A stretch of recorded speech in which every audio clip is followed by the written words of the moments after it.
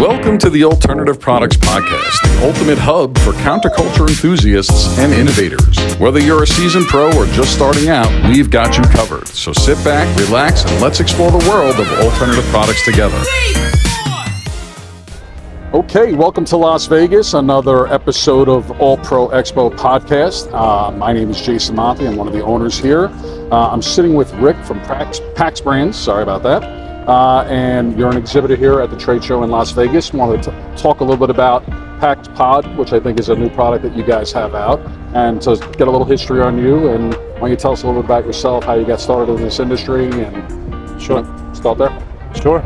Yeah, really by chance, Jason. I mean, it's previous background experience, professional sports, and playing professional sports, got into the business climate, started a large business, had to pivot, ended up in this space. So not the pattern that you would think, but a lot of what you'll find is a lot of people in this industry are in here by chance, but a lot of people that have stuck around have been able to. There's less of those people that have been able to stick around, but yeah, we're pretty committed to like long-term stuff. Got it. So you mentioned you were a professional athlete at one point, so I would imagine that that work ethic probably played a big role in some of your success in this industry. You want to walk us through that a little bit, maybe some parallels to maybe a little bit of your history as an athlete? Yeah, I don't think the success of the brand is because of me by any means. I think there's a lot of those things that are applicable for sure that we put into our business and our vision and our methods. And we're a very competitive group to begin with. For sure, we hate losing more than we like winning. I think that's a common thread. Right. But the other thing, we have a good group that understands that sometimes you have to react.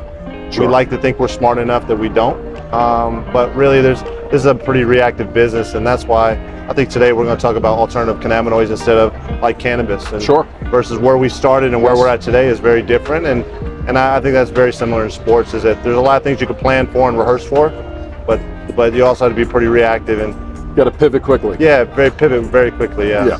I mean, we've been through the last several years where there's been so many different modifications to some rules. Starting with the Farm Bill back in 18 to where we are today. Each state having its own interpretation of that bill, and then obviously navigating through all that process is tough. So tell us. I know that we're going to talk a little bit about some of those cannabis derivatives and cannabinoids. What do you see the market going right now? What do you think people are looking for in that derivative market or that Look, I think to say what everybody's looking for, I think I know, but I don't. What we're seeing though is I think what's really important, whether it's a retailer, whether it's a distributor, whether it's an end user, at the end of the day, everybody's most concerned. Farm Bill is how safe is this. I think a lot of people are successful in their revenue strategies and sell through and all that kind of stuff. But I still know that no matter where you sit in the business, everybody's concerned about the risk and how clean is it and how transparent is it, and that's what we're excited about.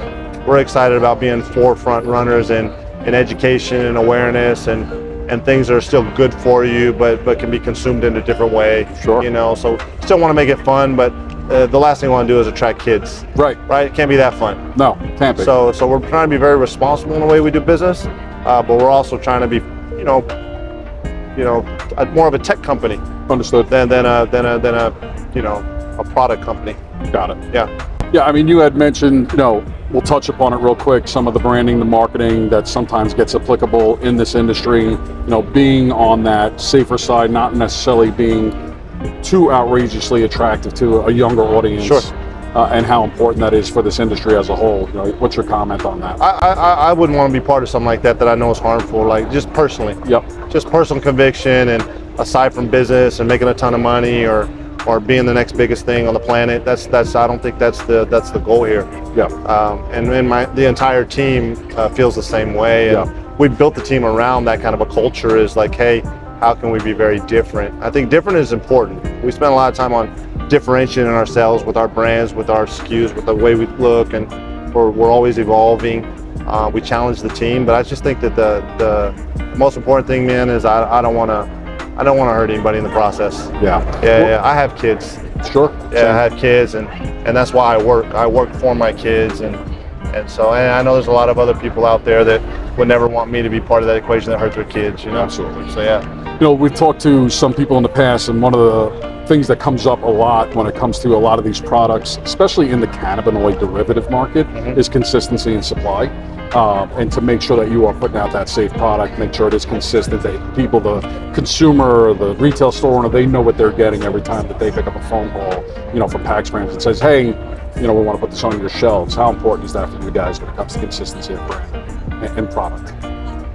Are you talking about the? Sorry, the question is: so is it the consistency of the quality or consistency of consistency specifically of materials that get derived to make these products in the cannabinoid space, in the delta space, the HHC space, THCA, whatever it might be, whatever the derivative of the month might be.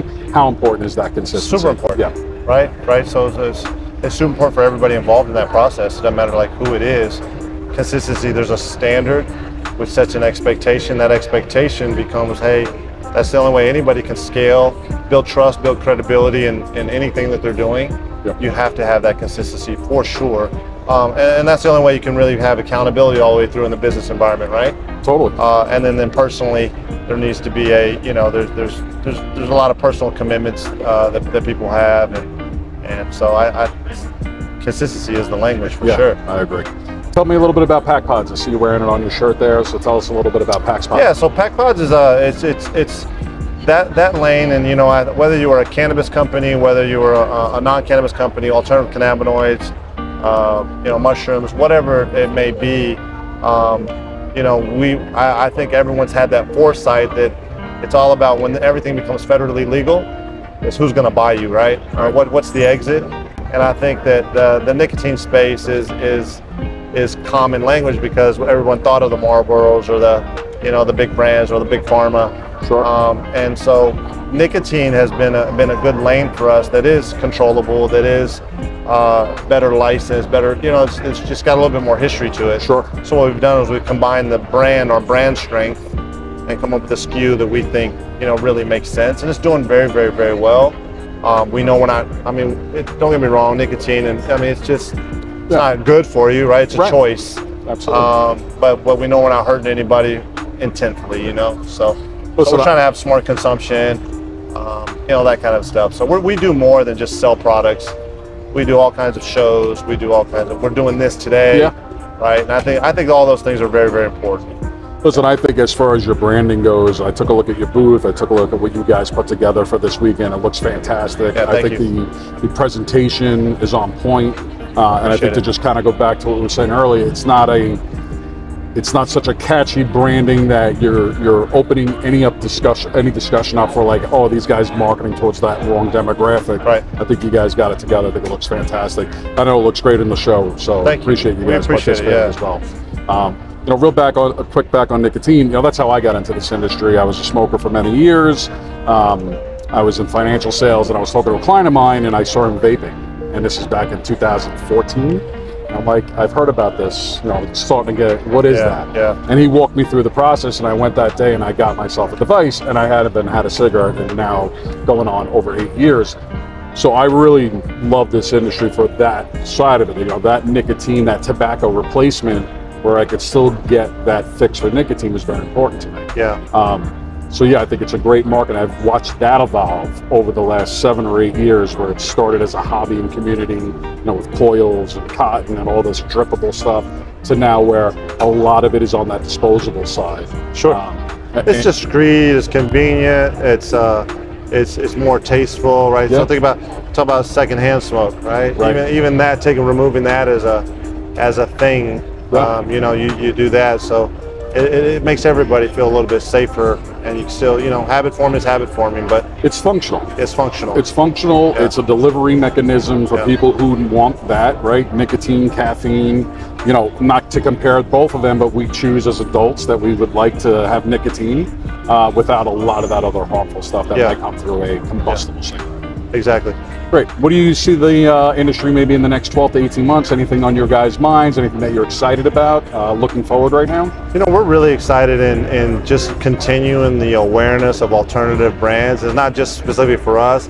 It's nice to see events like this that are that are focused on an alternative, industry. Yeah. Continue to expand on that. I know the next show is in Medellin, Colombia. So even just knowing that there's a lot of other people that believe in that kind of a mission is really nice. And then going off to Houston and so on and so forth. So we're going to participate in all the shows. Love that. And not just for, hey, let's drive revenue, we're really just trying to create some good awareness and in some alternative spaces that we believe in, and then just kind of figure out where we fit. But I'd like to see, maybe next shows, we'd love to see other, maybe some co-branding strategies, right? And that's where you'll see kind of next levels, and so I'm excited about that. I'm excited about the people part of this, on the cannabis side. I don't enjoy that as much. Got it. Right? We didn't enjoy that as much, just because all businesses and industries are built on, talent and people, and so we're excited about attracting more talent. Having college kids actually apply and be excited to come work for us instead of Google. Right. And so that's why I say we're really looking to kind of take those steps. That's where our mind is in the next 12 to 18 months, and create, instead of being a very controversial space or industry to be in, people can be proud to work here. Got it. And then when it comes to Packsbrands, Packwoods, you guys, the audience that you're looking to connect with, is that independent retailer, that person who owns a shop in this industry, maybe whether a smoke shop, vape shop, specialty type of dispensary, like a CBD type of dispensary or something like that? No, we have different strategies. So we have a good distribution model and we have folks that we have good distribution relationships. Yes. Especially on the nicotine side with UPD and some groups that they're very good at what they do. So we don't need to do that. Right. We make sure that the experts are the experts, but we also have a good focus on direct to consumer, right? So e-commerce, how people shop, how they like to buy things, and some of that might be in a store. Right. Some of that might be direct to retailer. When we're doing that, we want to complement those guys. So we're trying to find different ways for people to consume, and just make it convenient. I think the overall goal is to find a way to drive our business, but still make it very, very convenient, make it very discreet, make it popular. Yeah, make it popular. One of the questions I would ask is, at a trade show like ours, where our role in this industry is to put brands together in a room and then attract other folks to come in, attendees, right? Yeah. Whether they're the consumer, that end user, store owners, whether they're one store owner to 50 store owners, distributors and wholesalers. What do you guys look to get out of a trade show like this, or whether it's us or a competitor? What's the reason why you would attend or participate in an event like this? Kind of goes back to the same thing as just continue to build the ecosystem, right? Having a lot of bodies here is great because more people, you get to touch more people, for sure. Any trade show you want to go to, they have questions, well, how many attendees do you have, right? Yeah. How many exhibitors, how many attendees? That's common. But it's not just about how many people, it's just the right people. And I like this space because I think I'm gonna touch more right people in these kind of shows. You guys have done a really nice job. Appreciate that. Yeah, Jason, you guys have done a really, really nice job. We'd like to see more people, of course, but what we are seeing, the right people. That's great. We really are. I've talked to some distributors today. I've talked to some end users today. I've talked to some retailers today. And I think if you're a retailer, someday maybe you want to be a distributor. Right. Right, everybody's got their growth plan. Sure. So who they are today and it'd be nice to just contribute to everybody's growth. That'd be super dope. That's great. Yeah. And then one other quick question, and we can let you get back to your booth over there. I'm sure they're missing you by now. Any advice to somebody who maybe wants to get into this Alternative Products Expo on the maybe either the manufacturing side or creating a consumer product good that they want to get out? Is there any advice that you would give to somebody looking to start into this industry, whether it's on the cannabis derivative side or it's the nicotine side? What's one piece of advice you'd like to leave the audience? Gosh, advice, huh? I'm the wrong guy to give advice.